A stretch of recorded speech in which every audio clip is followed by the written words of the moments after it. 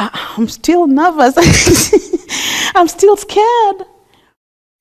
Ruth Moshire is from Kenya. She has been in the United States for about a decade. She and her family were coming back from a month-long family vacation in Kenya when she found out she was pregnant. When I came back, you have to do a medical checkup before you go back to work in any refinery.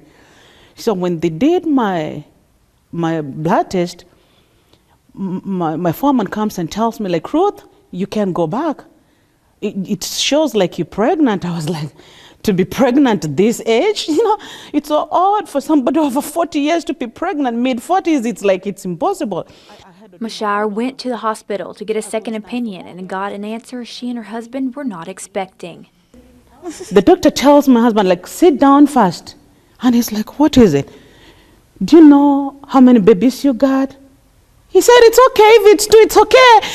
We had twins, one died and one survived, so it's okay if we have. He said, no. Just sit down. So he sat down and he's telling 1, 2, 3, and 4. And I was like, no. Shock and disbelief. It took Ruth and her husband 2 days to speak about the news they received. The couple left worried how they would financially support a family of 11 on one income. And they told me I can't work there anymore because it's not advisable for a woman when pregnant to work in a construction company. Yeah, because of the chemicals in the refineries. The family needing that extra income now more than ever after they lost their home in Harvey. Right now they're living out of two-bedroom apartments, and Ruth is left to wonder where they're going to fit 4 extra people.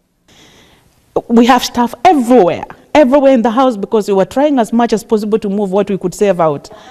In Ruth's native culture, women are shamed and embarrassed for being pregnant after 40. She and her husband told their children first, but telling her parents took a little longer. And even then, she could not bring herself to tell the whole truth, only telling them of 2 babies. They only got to know, like, I had 4 babies when it was announced in church. That is about 3 weeks ago. That's when they knew. And when I looked at them when we were seated in the church, I saw my father go like, yeah. Ruth will be admitted to Texas Children's Hospital in Houston on Thursday. She will undergo 5 hours of testing for the babies to make sure their hearts and brains are healthy enough for delivery. Once they're born, they will remain in NICU for a month so doctors can monitor their progress. How do you go in? They take the babies out and then you leave the babies in the hospital and then you go home and then come back, see them and go home.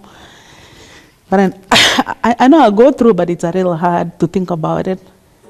But she is keeping her faith in God that He will see her family through this difficult time. With God, it's possible, and I believe when God gives you something, allows you to get into a certain situation, He already prepares a way. If you cling on to Him, you get out successful.